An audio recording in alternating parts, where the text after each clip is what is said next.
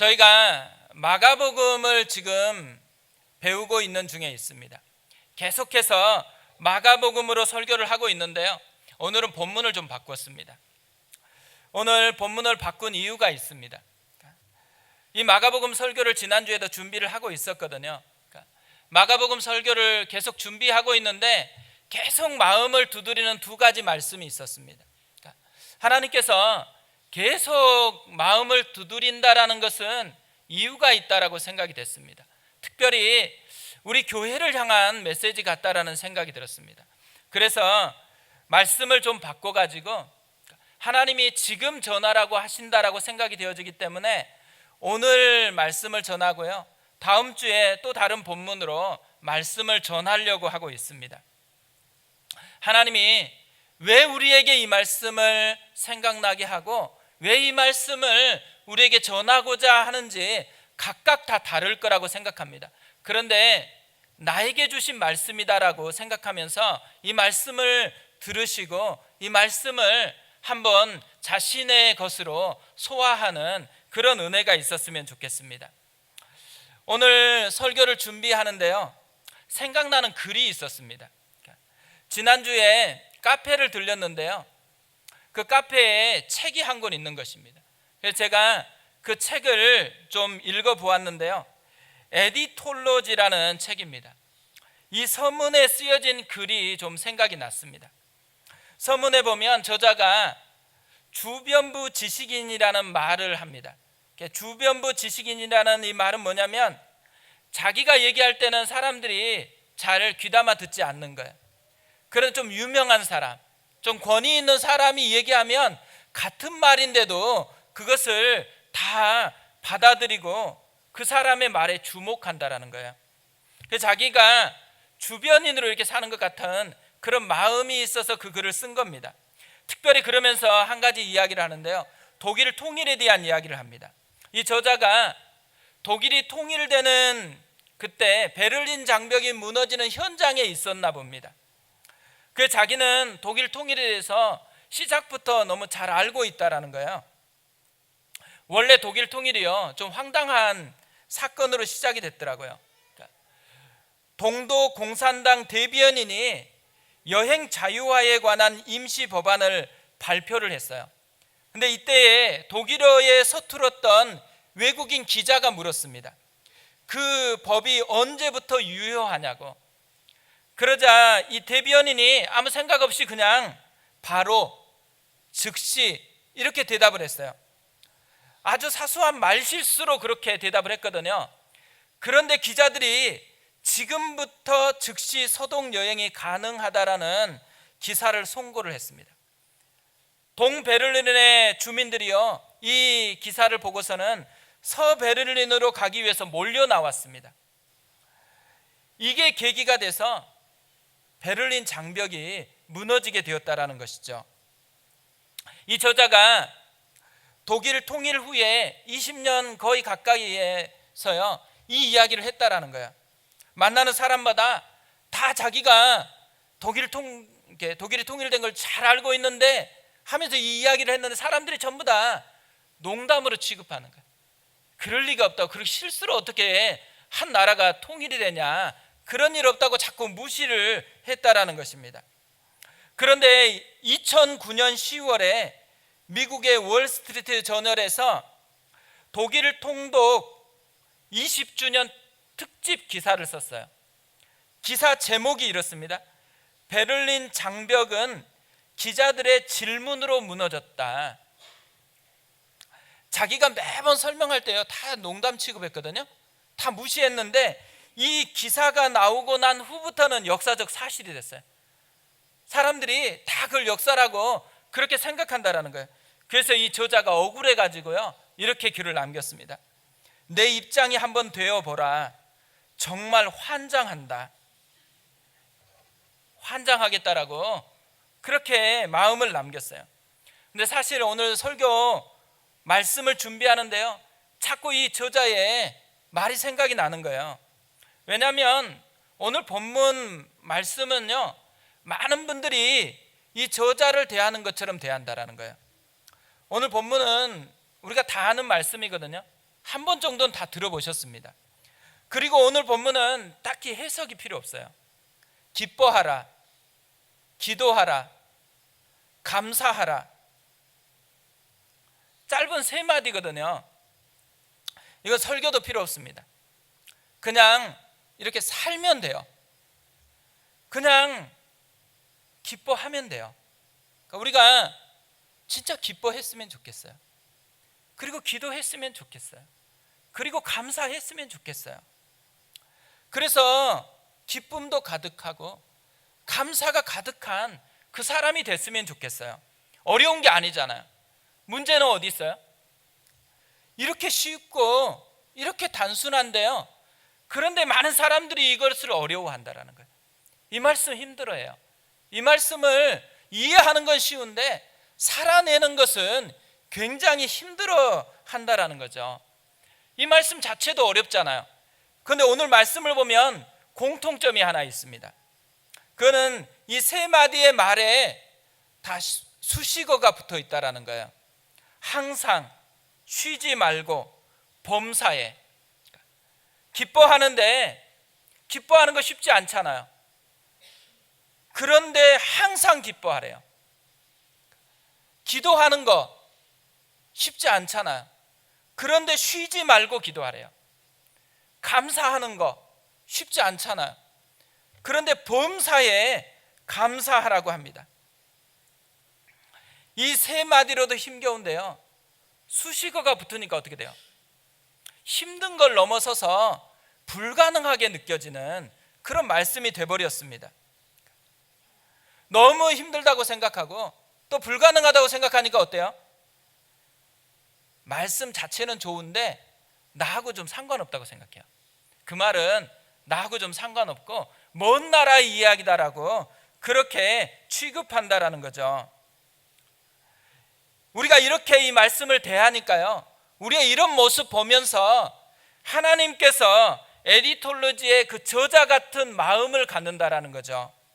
내 입장 한번 되어봐라. 환장한다. 이게 하나님의 마음일 수가 있다라는 거죠. 사실 오늘 말씀은요, 그렇게 취급하면 안 됩니다. 나하고 상관없는 유령처럼 그렇게 취급하라는 말씀이 아니에요. 오늘 말씀은 저의 권면이 아니잖아요. 하나님의 말씀이에요. 그러니까 제 말이면 혹시 실수가 있으니까 그렇게 취급한다고 해도요, 실수가 없으신 하나님의 말씀이거든요. 월스트리트 저널에 있는 기사처럼 취급해야 된다는 거예요. 그게 진짜 하나님의 말씀이고 진짜 진리고 진짜 나에게 강력한 영향력을 끼치는 그런 말씀이다라고 여기면서 이 말씀을 접근해야 된다는 거죠. 오늘 왜 이렇게 반복해서 3번 명령을 하고 있겠어요? 이걸 몰라서가 아니잖아요. 이걸 이해하라는 게 아니에요. 시도해 보라는 거예요. 이 말씀 그대로를 한번 도전해 보라는 거죠. 왜 우리가 이 말씀을 도전해야 될까요? 첫 번째로는요, 순종하지 않으면 우리가 손해를 보기 때문에 그래요. 다윗은 여호와의 선하심을 맛보아 알지어다라고 노래를 했습니다. 이 말을 보면 신앙생활은 2 종류라는 거예요. 하나는 선하심을 맛보아서 아는 사람이 있고, 알기는 아는데 다 들었는데 맛보지는 못한 채로 그냥 신앙생활하는 사람이 있다라는 거죠. 그런데요, 손해 중에 가장 큰 손해가 뭐겠어요? 아는데 맛보지 못하는 거예요. 분명히 들었는데 내게 아는 거예요. 딴 사람 것이긴 한데 나에게는 역사하지 않는 거. 그게요, 손해 중에 가장 가슴 아픈 손해라는 거죠. 오늘 말씀은 뚜렷한 특징이 있어요. 명령형입니다. 순종을 요구하는 명령이에요. 그러니까 해도 되고 안 해도 되는 선택의 가능한 게 아니에요. 이해하라고 주신 말씀은 아니에요. 그 말씀 그대로 살아보라고 주신 말씀이에요. 말씀을 맛보라는 거죠. 그 말씀에 무슨 의미가 있는지, 이 말씀에 어떤 풍성함이 있는지를 맛보고서 감격해 보라고 주신 말씀이 오늘 말씀입니다. 오늘 이렇게 말씀을 명령한 후에요, 한 가지 추가를 해요. 18절에 보면 범사에 감사하라, 이것이 그리스도 예수 안에서 너희를 향하신 하나님의 뜻이니라. 여기서 뜻이라는 말은 마음이라는 말로 바꿀 수가 있다고 생각해요. 이것이 그리스도 예수 안에서 너희를 향하신 하나님의 마음이라. 하나님을 위한 말씀이 아니고요, 우리를 위한 말씀이라는 거죠. 너희를 위한 하나님의 뜻이니라. 이 말씀을 보면 뭘 알 수 있어요? 이 말씀 속에 하나님의 비밀한 은혜가 담겨 있다는 거예요. 이 말씀을 살아보면 이 말씀 속에 뭔지 모르지만 경험한 사람이 맛보는 그런 보석 같은 진리가 담겨 있다는 것이죠. 미르바 던이라는 신학자가 있습니다. 안식이라는 책을 썼는데요, 이 안식에서 이렇게 이야기를 합니다. 우리가 안식일을 지키는 것이 아니라 안식일이 우리를 지킨다. 이 말을 바꿔 얘기하면 이런 것이에요. 우리가 말씀을 지키는 것이 아니라 이 말씀이 우리를 지킨다. 우리는 대부분 어떻게 생각하냐면 하나님의 말씀을 지켜야 된다고 생각해요. 왜 하나님의 말씀을 지켜야 된다고 생각해요? 하나님을 위해서. 그게 하나님의 뜻이니까. 그러니까 하나님의 말씀을 지켜야 된다고 애를 써요. 말씀을 못 지키면 어떻게 해요? 힘들어해요. 말씀을 지키다가도 너무 어렵다고 굉장히 힘겨워해요. 그런데 사실은요, 우리가 하나님을 위해서 말씀을 지키는 게 아니에요. 말씀이 우리를 지켜내는 거예요. 그 말씀대로 살아보면 뭐가 돼요? 우리를 보호해 주시는, 우리를 풍성케 하시는 하나님의 사랑을 거기서 만나기 때문에 말씀을 지키는 것이에요. 그러니까 우리가 자꾸만 말씀을 지킬 때마다 하나님을 위해서 지킨다고 생각하는 것은 우리의 착각입니다. 우리를 위해서 말씀을 지키는 거예요. 나를 위해서 말씀을 접근해 간다라는 거죠. 예수님은요, 천국의 비유를 여러 가지로 들었습니다. 그 중에 하나가 천국은 마치 남의 밭에 가서 밭을 갈다가 보물을 발견한 사람 같다라고 이야기를 했어요. 보물을 발견하기 전에 쟁기질 할 때요, 얼마나 힘들었겠어요. 그거 다 마치려고 하면 마음에 엄청 힘겨움을 가지고 수고를 했을 거예요. 그런데 중간에 보물을 발견한 거예요. 보물을 발견한 후에는 어떻게 했겠어요? 빨리 쟁기질을 다 마치고 나서 집에 가서 돈을 다 모아가지고 그 밭을 사고 그 밭에 있는 보물을 자기 것으로 누리려고 기쁨 가득하게 쟁기질을 했을 거예요. 그러니까 보물을 발견하기 전까지는 똑같이 일하는데 너무 힘겨워요. 그런데 보물을 발견한 후부터는 어때요? 너무너무 기대가 되는 거예요. 그걸 누릴 거라고 생각하니까 엄청난 감격을 가지고 쟁기질을 했다라는 거죠. 사실 우리가 신앙생활 할 때요, 보물을 발견하기 전처럼 살아가는 사람들이 많아요. 주님이 꿈꾸시는 건 어떤 거냐면 보물을 발견한 그 사람으로 신앙생활을 하기를 원하는 거예요. 맛볼 것이 분명히 있다라는 것이죠. 말씀은요, 보물을 담고 있는 밭과 같아요. 그래서 이 말씀을 순종해 보면 뭘 발견해요? 그 속에 있는 보물을 발견하는 거예요. 그 보물을 발견한 기쁨을 가지고서 신앙생활하는 것, 이것이 주님이 원하는 신앙생활의 그림이라는 거죠. 항상 기뻐하라. 이 말은 무슨 말이에요?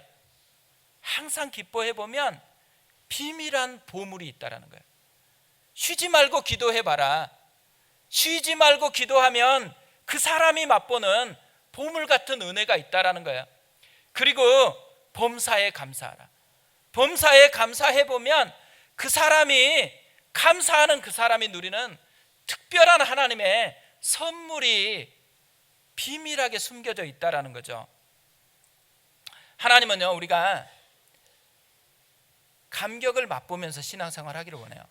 하나님이 예비한, 준비한 그것을 누리면서 신앙생활을 하기를 원한다라는 거죠. 제가 이 설교 말씀을 준비하는데요, 생각나는 찬양이 있었습니다. 시선이라는 찬양입니다. 이렇게 가사가 되어 있습니다. 내게로부터 눈을 들어 주를 보기 시작할 때 주의 일을 보겠네. 내 작은 마음 돌이키사 하늘의 꿈 꾸게 하네. 주님을 볼 때 모든 시선을 주님께 드리고 살아계신 하나님을 느낄 때 내 삶은 주의 역사가 되고 하나님이 일하기 시작하네. 시선 하나 바꾸면 하나님의 임재를 느낀대요. 시선 하나 바꾸면 하나님의 역사가 내 삶에서 일어나는 것을 맛본대요. 시선 바꾸는 거 어렵지 않잖아요. 우리가 시선을 바꾼다는 게 뭐를 의미하겠어요? 오늘 이 말씀을 그대로 순종해 보는 거예요. 시도해 보는 거예요. 말씀대로 한번 살아보는 거예요. 어렵지 않잖아요. 항상 기뻐해라. 기뻐해 보는 거예요. 기도하라. 기도해 보는 거예요. 감사해라. 감사해 보는 거예요. 그러면 뭘 느껴요? 하나님의 임재를 느낀대요. 하나님의 일하심을 느낀다라고 이야기를 합니다. 우리가 이걸 진짜 맛보았으면 좋겠어요. 한번 시도해보고 시도한 후에 어떤 보물이 숨겨져 있는지를 직접 맛보는 사람이 되는 것, 이것이 우리의 삶이었으면 좋겠습니다. 두 번째로요, 우리가 순종에 도전해야 될 이유가 있다면 우리가 그리스도인이기 때문에 그래요. 빅터 프랭클이라는 분이 계시거든요. 이분이 진짜 유명한 말을 했습니다. 자극과 반응 사이에는 공간이 있다. 그 공간에는 반응을 선택할 수 있는 자유와 힘이 있다. 그 반응에 성장과 행복이 달려 있다. 이 말 때문에요, 진짜 많은 사람의 인생이 바뀌었습니다. 이 말을 그대로 자기에게 경험해 보면서 진짜 많은 사람이 바뀌었거든요. 근데 문제는요, 많은 사람이 또 안 바뀌었어요. 안 바뀐 사람과 바뀐 사람 차이가 어디 있을까요? 많은 사람들이요, 자극과 반응 사이에 있는 이 공간을 전혀 활용을 하지 않아요. 그리고 자극을 바로 반응으로 연결을 시키면서 살아갑니다. 조금만 건드려도 분노 폭발하는 거예요. 제가 어떤 분과 얘기를 나눠보니까요, 시댁이 시자만 나와도 분노가 일어난대요. 그러니까 시댁 간다 그러면 힘든 거예요. 그 명절 치르고 나면 이혼율이 확 올라가는 이유가 어디 있겠어요? 왜 그렇게 분노를 할까요? 시댁이 그렇게 악한 공동체로 뭐 감옥에 있는 사람만 다 몰려있는 게 아니잖아요. 근데 왜 그럴까요? 사람들이 다 죄인이지만요, 그런데 모든 사람에게 연약함은 있는데 그 연약함만 보고 바로 그것을 반응으로 연결하기 때문에 그래요. 우리 안에 연약함이 있죠. 어떤 것은 힘겨움이 있죠. 그런데 그 힘겨움을 바로 반응으로 연결시키면 어때요? 그러면 내 안에 있는 것들이 쏟아져 나와요. 그런데 이 자극과 반응으로 연결되는 그 사이에요, 공간이 있대요. 다른 걸 선택할 수 있는 공간이 있다라는 거죠. 그래서 그때 다른 것으로 선택을 하면 전혀 다른 삶을 누릴 수 있다라는 것입니다. 우리가요, 이런 자극을 반응으로 계속 연결하는 사람들을 보면 이런 생각을 자꾸 합니다. 자극이 반응을 만들어낸다라는 것. 자극이 반응을 만들어낸대요. 그래서 어떻게 생각해요? 기뻐해야 될 자극이 있었을 때 기뻐할 수 있다라는 거예요. 기도해야 될 상황이 주어져야지만 기도할 수 있다라는 거예요. 감사할 이유가 있어야지 감사한다라는 거죠. 대부분 사람들이 이렇게 생각해요. 감사할 이유가 없어서 감사하지 못하고, 기뻐할 상황이 아니어서 어떻게 나 같은 상황에서 기뻐하냐고 짜증을 내는 거죠. 그런데 그리스도인은 어때요? 그리스도인은 다른 사람입니다. 상황하고요, 자극하고 상관없이 다르게 반응할 수 있는 사람이에요. 왜냐하면 그리스도인은 자기 힘으로 사는 사람 아니거든요. 우리를 도우시는 하나님의 선한 손을 붙들고 사는 사람이에요. 그리스도인은요, 상황에 반응하는 사람 아니에요. 그리스도인은 하나님의 선하심을 믿는 믿음으로 반응하는 사람이거든요. 사실요, 바울이 지금 데살로니가 교회에 편지를 쓴 겁니다. 데살로니가 교회가 어떤 교회일까요? 빌립보 감옥에서 있다가 데살로니가로 와서 처음으로 세운 교회가 데살로니가 교회였어요. 바울이 왜 빌립보에서 감옥에 갇혔을까요? 복음을 전하다가 감옥에 갇혔습니다. 감옥에서 복음 전하다가 갇혔다. 우리가 진짜 주님을 위해서 헌신하다가 감옥에 갇혔어요. 누군가 주를 위해서 헌신했는데 뒷담화를 해요. 그러면 어떻게 돼요? 우리는 짜증을 내거나 다른 반응을 할 텐데요, 바울이 어떻게 반응했냐면 사도행전 16장 25절에서 이렇게 말합니다. 한밤중에 바울과 실라가 기도하고 하나님을 찬송하며 죄수들이 듣더라. 기도하고 찬송을 했어요. 어디서요? 감옥에서. 왜 감옥에 갇혔다고 했죠? 복음 전하다가, 주님을 위해서 헌신하다가. 우리 같으면 이럴 때 어떻게 돼요? 하나님 나한테 어떻게 이러실 수 있냐고, 내가 주님을 위해서 어떻게 헌신했는데. 교회에서 상처받은 분들이 다 어떤 때 상처받아요? 열심히 있을 때, 헌신할 때. 열심 없는 분들은 교회에서 상처받을 일도 없어요.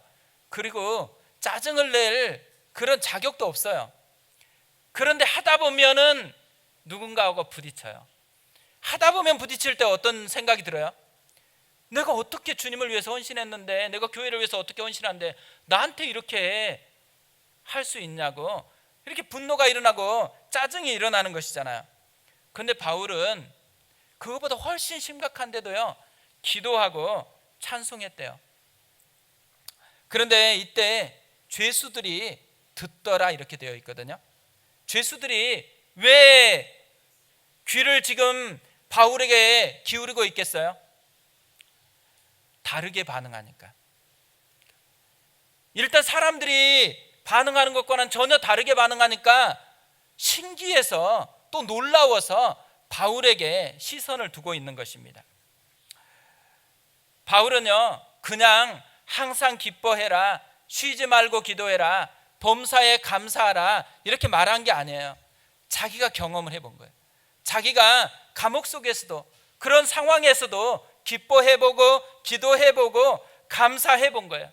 그런데 왜 바울이 이렇게 감옥에서 기도하고 감사할 수 있겠어요? 바울에게 특별한 능력이 있어서가 아니에요. 바울이 하나님의 자녀이기 때문에 그래요.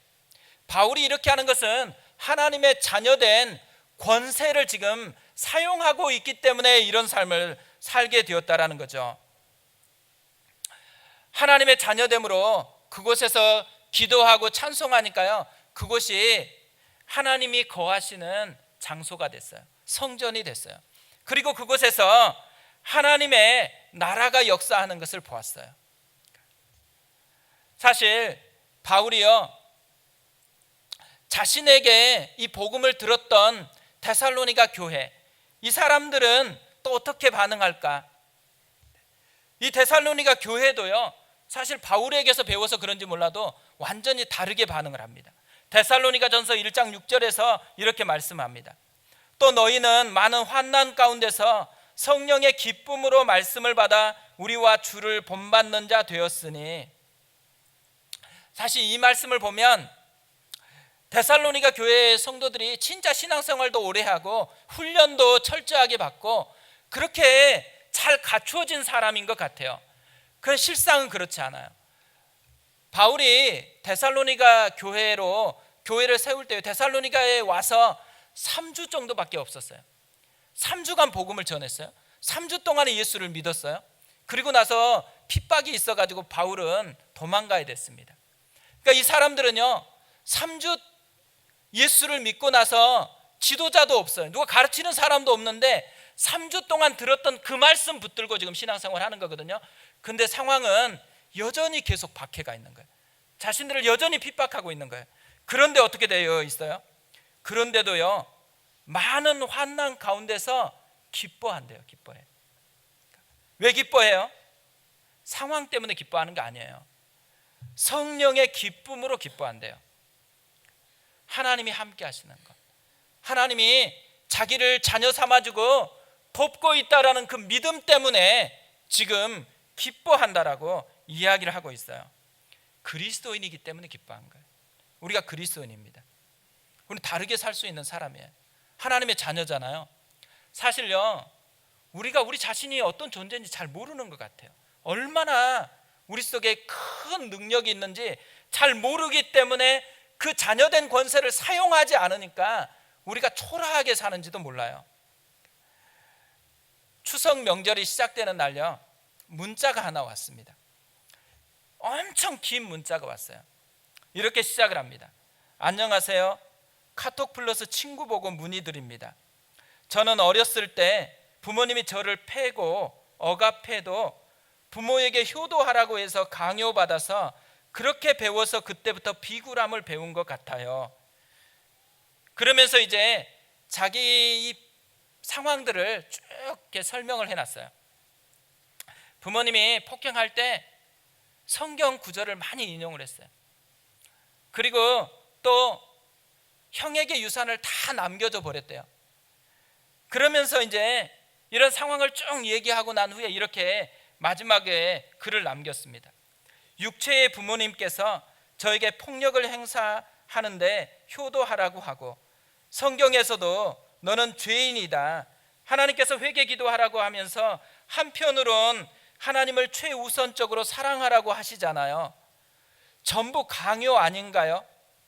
육적인 부모님과도 사이가 안 좋아서 저는 누구를 좋아해 본 적이 없는 40대 남성입니다. 사는 게 너무 힘듭니다. 안타깝잖아요. 40대밖에 안 되는데 사는 게 힘들대요. 그런데요, 진짜 안타까운 게 뭔지 아세요? 진짜 안타까운 것은요, 이분이 지금 하나님에 대한 그림이 다 왜곡되어 있는 거예요. 그리고 그리스도인이 어떤 존재인지를 전부 다 왜곡돼 가지고 진짜 보아야 될 하나님의 그림을 못 봐요. 진짜 누려야 될 하나님의 자녀된 권세가 뭔지를 맛보지 못하고 있다라는 거예요. 제가 이 글을 읽는데요, 대학 시절에 읽었던 글이 하나 생각이 났습니다. 한 부인이요, 한국 대학생 선교회를 창설했던 빌 브라이 박사님께 상담을 받으러 왔습니다. 이 부인이 운전을 하다가 실수를 했어요. 옆에 남편이 타고 있었고요, 뒤에는 두 자녀가 타고 있었어요. 그런데 이 사고로 인해서 남편이 그 자리에서 죽고요, 두 자녀가 그 자리에서 죽었어요. 문제는 자신은 상처 하나도 없이 멀쩡하게 살아남은 거예요. 자기가 크게 다쳤으면 조금 나은데 상처가 하나도 없이 자기만 너무 멀쩡하니까 너무너무 힘든 거예요. 죄책감이 들고 끊임없이 자기를 괴롭히니까요, 이분이 계속 자살만 시도하고 자살만 생각하는 거예요. 친구가 옆에 있다가 너무 안 됐으니까 이 빌 브라이 박사님께 모시고 왔습니다. 이분이 이 빌 브라이를 만나가지고 자기의 상황을 쭉 이야기를 했어요. 이 이야기를 다 듣고 난 후에요, 빌 브라이트이 성경을 꺼내더니만 성경을 쭉 펼치기 시작했어요. 그리고 오늘 본문 말씀을 펼쳤어요. 이 자매님께 오늘 본문 말씀을 한번 읽어보라고 했습니다. 범사에 감사하라. 이는 우리를 향한 하나님의 뜻이다. 다 읽고 난 후에요, 질문을 했어요.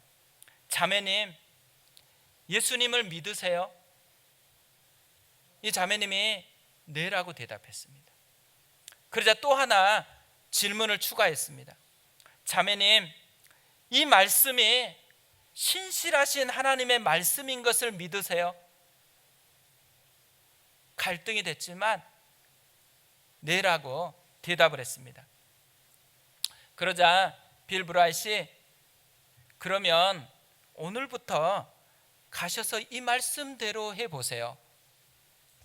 그리고 기도하고 보냈습니다. 생각이 나면요, 감사해 보라는 거예요. 그래서 이 자매님이 집에 돌아가서 생각이 날 때마다 하나님 감사합니다. 이유를 알 수 없지만 감사합니다. 하나님의 능력이면 그때 충분히 막아주실 수 있었는데, 그런데 사고가 나게 했는데 마음은 힘들지만 감사합니다.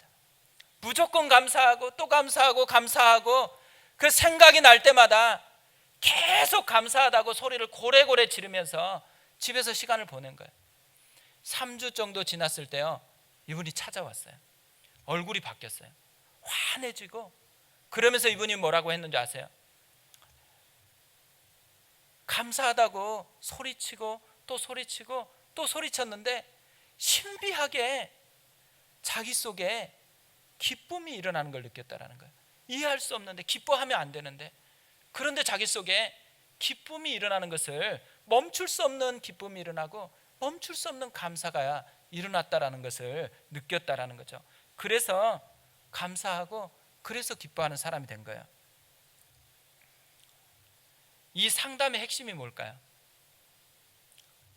이 상담의 핵심은요, 그리스도인은 다르다라는 거예요. 그리스도인은 다르게 반응할 수 있다라는 거예요. 자극과 반응 사이에서 그리스도인은 다르게 반응할 수 있는 힘이 있다라는 거죠. 아버지를 믿는 믿음으로 반응할 수 있어요. 하나님이 어떻게 하실지, 하나님의 생각은 내 생각보다 크다라는 것, 하나님의 사랑은 내가 생각하는 것보다 훨씬 풍성하다라는 것, 그걸 믿는 믿음으로 반응해 보면 뭘 느껴요? 진짜 그 말씀이 어떤 능력인지, 하나님의 선하심이 무엇인지를 맛보게 되어진다라는 거죠. 우리는 하나님의 자녀이거든요. 자녀이면 자녀의 권세를 사용하면서 살아가는 것입니다. 가을이면요, 항상 생각나는 시가 있습니다. 너무 유명해가지고, 우리 김현승 시인의 가을에 기도하게 하소서. 그러니까 세 가지를 이렇게 기도하더라고요. 하나는 가을에는 기도하게 하소서, 가을에는 사랑하게 하소서, 가을에는 홀로 있게 하소서. 그런데 제가 오늘 말씀을 보다가요, 기뻐해라, 기도해라, 감사해라, 이 말씀을 보니까 이 가을의 기도가 이렇게 바뀌면 좋겠다라는 생각이 들었습니다. 가을에는 항상 기뻐하게 하소서, 가을에는 쉬지 말고 기도하게 하소서, 가을에는 범사에 감사하게 하소서. 하나님의 자녀답게 살아보셨으면 좋겠어요. 그래서 자극과 이 반응 사이에 그 공간에서 다른 믿음을 보여주면 반응이 바뀌는 것, 하나님의 역사가 어떠한지를 맛보면서 살아가는 우리가 되었으면 좋겠습니다.